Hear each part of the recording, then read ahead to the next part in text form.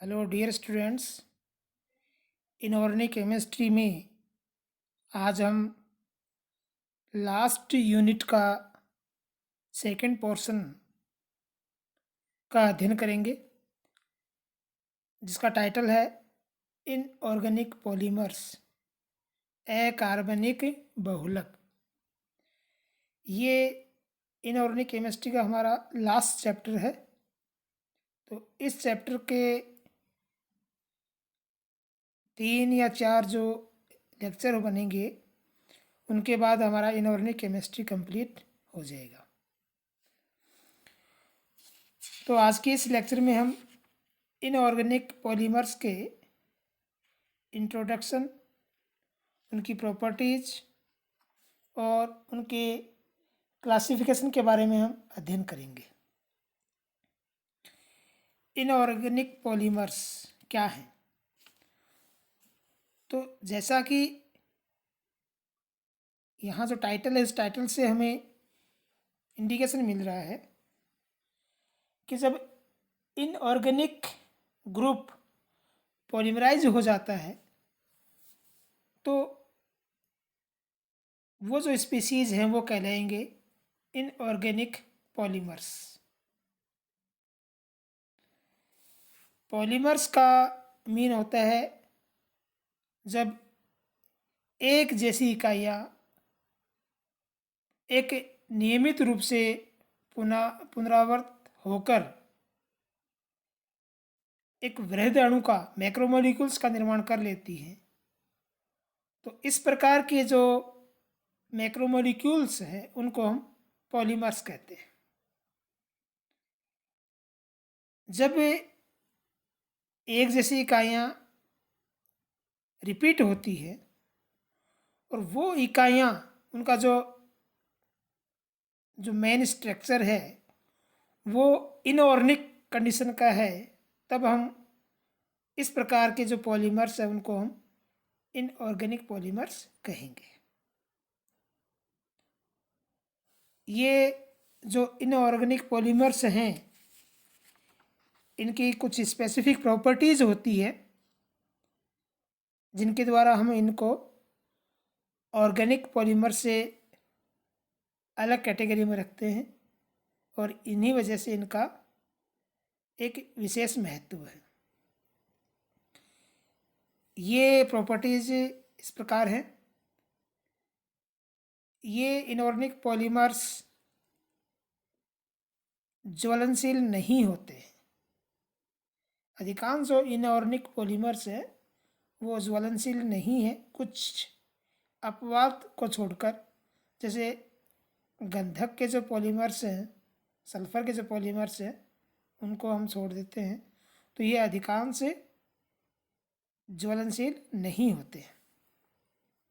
Second, अधिकांश जो inorganic polymers हैं वो पोलर यूनिट्स से मिलकर बनते हैं। जो इनऑर्गेनिक इकाइयाँ हैं वो असमान विद्युत ऋणता वाले एटम्स के जुड़ने से बनती है। इस कारण वो जो यूनिट हैं वो पोलराइज्ड कंडीशन में होती हैं, उनमें पॉजिटिव और नेगेटिव पोर्शंस बन जाते हैं। तो उन इकाइयों के पोलराइज्ड होने की वजह से ये इनऑर्गेनिक पॉलीमर्स पोलर सिस्टम के रूप में बिहेव करती है। इस कारण ये इनऑर्गेनिक पॉलीमर पोलर सॉल्वेंट में सोल्यूबल होते हैं। थर्ड प्रॉपर्टी है कि ये इनऑर्गेनिक पॉलीमर क्रॉस लिंक की प्रॉपर्टी शो करते हैं।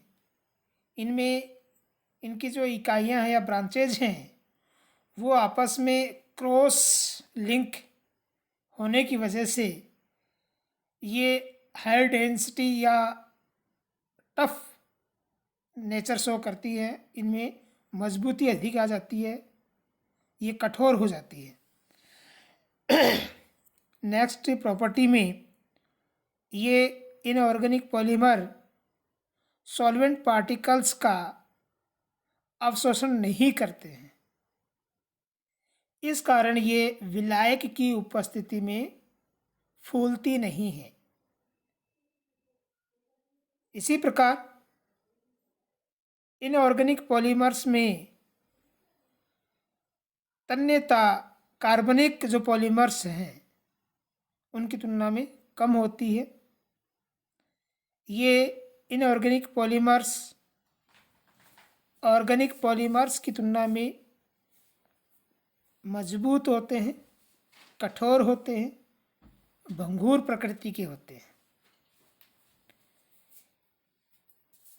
तथा इसी प्रकार ये इनऑर्गेनिक पॉलीमर्स क्रिस्टलाइन और एमॉर्फस दो अवस्थाओं में पाए जाते हैं। तो ये इनऑर्गेनिक पॉलीमर्स की कुछ प्रॉपर्टीज हैं। अब हम ऑर्गेनिक और इनऑर्गेनिक पॉलीमर्स के बीच में जो डिफरेंस है उन डिफरेंस की बात करते हैं। तो जैसा कि हमने प्रॉपर्टीज़ के बारे में अध्ययन किया उससे हमें काफ़ी कुछ जो डिफरेंस है उसका आइडिया हो जाता है। फिर भी जब हम डिफरेंस की बात करते हैं तो जो ऑर्गेनिक पॉलीमर हैं उनमें जो मेन ब्रांच है या मेन जो यूनिट है, रीढ़ की जो हड्डी है, वो कार्बन एटम से बनी होती है। जो ऑर्गेनिक ग्रुप है, कार्बन डेरिवेटिव है या कार्बन है, उनसे बनी हुई होती है। जबकि इनऑर्गेनिक पॉलीमर में वो जो मेन यूनिट है वो इनऑर्गेनिक जो एलिमेंट्स हैं उनसे मिलकर बनी होती है। ऑर्गेनिक पॉलीमर में सामान्यतः सेम एटम के बीच में बॉन्डिंग होने से जो बॉन्ड है उनकी जो नेचर है वो कोवलेंट नेचर होती है। अधिकांश में कार्बन कार्बन बॉन्डिंग पाई जाती है और क्योंकि बॉन्डेड एटम सेम इलेक्ट्रोनेगेटिविटी वाले होते हैं तो उस कंडीशन में जो बॉन्ड है वो कोवलेंट नेचर का होता है। जबकि इनऑर्गेनिक पॉलीमर में जो बॉन्डेड एटम हैं वो असमान होते हैं, हेटेरो एटम वाली कंडीशन होती है। इस कारण से वहाँ जो बॉन्ड है वो बॉन्ड पूरी तरह से कोवलेंट ना होकर पोलर कोवलेंट बॉन्ड हो सकते हैं या उपसहसंयोजी बॉन्ड हो सकते हैं। नेक्स्ट जो ऑर्गेनिक पॉलीमर हैं उनमें क्रॉस बॉन्डिंग या क्रॉस लिंकेज बहुत कम पाया जाता है, जबकि इनऑर्गेनिक पॉलीमर में क्रॉस बॉन्डिंग बहुत अधिक पाई जाती है। ये सामान्य कंडीशंस इनऑर्गेनिक पॉलीमर्स के लिए होती है। और ऑर्गेनिक पॉलीमर सामान्यतः ज्वलनशील प्रकृति के होते हैं, जबकि अधिकांश इनऑर्गेनिक पॉलीमर अज्वलनशील होते हैं। तो ये इनऑर्गेनिक और ऑर्गेनिक पॉलीमर्स के बीच में कुछ डिफरेंसेस थे, उनका कंपैरिजन। अब हम बात करते हैं अकार्बनिक पॉलीमर्स के क्लासिफिकेशन के बारे में, उनके वर्गीकरण के बारे में। पॉलीमर्स का क्लासिफिकेशन उनकी स्ट्रक्चर के आधार पर और उनका जो मेन बिल्डिंग ब्लॉक है या यूनिट्स हैं उनमें जो परमाणु है उनके आधार पर कर सकते हैं। यहाँ पर मुख्य रूप से हम उनकी स्ट्रक्चर के आधार पर जो क्लासिफिकेशन है उसके अकॉर्डिंग उनका अध्ययन करेंगे। तो पॉलीमर के स्ट्रक्चर के आधार पर जो क्लासिफिकेशन है वो इस प्रकार है। हम इनऑर्गेनिक पॉलीमर्स को उनके स्ट्रक्चर के अकॉर्डिंग लीनियर या 1 डायमेंशनल, 2 डायमेंशनल, 3 डायमेंशनल इस तरह की कैटेगरी में डिवाइड कर सकते हैं। इसके अलावा कुछ स्पेसिफिक कंडीशंस या बॉन्ड के अकॉर्डिंग जो पॉलीमर्स हैं उनको हम ऑर्गेनोमेटेलिक पॉलीमर्स या हाइब्रिड पॉलीमर्स और कोऑर्डिनेशन पॉलीमर्स और इलेक्ट्रॉन डेफिशिएंट पॉलीमर्स के रूप में भी क्लासिफाई कर सकते हैं। जब हम इनऑर्गेनिक लीनियर पॉलीमर्स की बात करते हैं तो वहाँ पर जो मेन यूनिट है उस यूनिट के जो एटम है वो केवल एक ही डायरेक्शन में बॉन्डिंग करते हैं, तो उससे लीनियर स्ट्रक्चर बनती है। यहाँ पर जो लीनियर इनऑर्गेनिक पॉलीमर्स है उनके दो प्रकार हैं, एक सिंपल स्ट्रेट लाइन की तरह और एक ये जिग जैग। तो यहाँ पर अगर हम देखें तो फॉस्फो नाइट्रिलिक क्लोराइड का जो पॉलीमर है ये सरल रेखीय रूप में है, स्ट्रेट लाइन के रूप में है, जबकि यहाँ पर सल्फर और नाइट्रोजन के द्वारा जो पॉलीमर बना है ये जिग जैग फॉर्म में है, लेकिन इनका जो डेवलपमेंट है वो वन डायमेंशनल है, ये केवल एक ही डायमेंशन में ग्रोथ कर रहे हैं।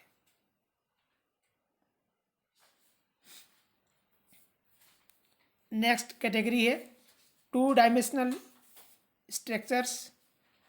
टू डायमेंशनल स्ट्रक्चर्स वाले जो पॉलीमर्स हैं उनमें पॉलीमर के जो यूनिट हैं या उनका जो ग्रोथ है वो टू डायमेंशनल वे में होता है, और टू डायमेंशनल वे में जब ग्रोथ होता है तो वो हमें वहाँ पर परत नुमा स्ट्रक्चर के रूप में दिखाई देते हैं। जैसे यहाँ पर ए एग्जाम्पल में आप देख रहे हैं कि यहाँ H3BO3 का जो पॉलीमर है तो इस इकाई के बाद में यहाँ इनका जो ग्रोथ है वो टू डायमेंशनल वे है। टू डायमेंशन में जब इनका ग्रोथ हो रहा है तो इस ग्रोथ की वजह से यहाँ पर इस प्रकार से ये एक लेयर बन गया, परत बन गई।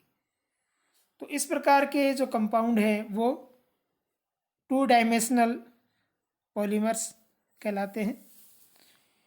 इसी प्रकार थ्री डायमेंशनल स्ट्रक्चर्स वाले पॉलीमर भी होते हैं जिनमें जो यूनिट हैं उनका ग्रोथ थ्री डायमेंशनल वे में होता है, वहाँ तीन ब्रांचेज निकलती हैं अलग अलग डायरेक्शन में, इस कारण उनको हम थ्री डायमेंशनल पॉलीमर्स कहते हैं। फॉर एग्जांपल सिलिका, तो यहाँ पर ये थ्री डायमेंशनल स्ट्रक्चर का निर्माण करता है। यहाँ पर जो केंद्रीय परमाणु सिलिकॉन है ये कुल 4 ऑक्सीजन परमाणुओं से जुड़कर थ्री डायमेंशनल स्ट्रक्चर का निर्माण करता है।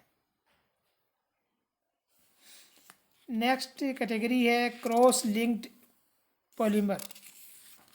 तो क्रॉस लिंक्ड पॉलीमर, इनमें जो इकाइयाँ हैं वो इकाइयाँ आपस में क्रॉस बॉन्डिंग कर लेती हैं, और क्रॉस बॉन्डिंग करने से इस प्रकार के जो बहुलक है उनके अंदर कठोरता या दृढ़ता बढ़ जाती है। इस प्रकार के जो बंध हैं वो पॉलीफॉस्फेट और सोडियम सिलिकेट के जो पॉलीमर्स हैं उनमें पाई जाती है।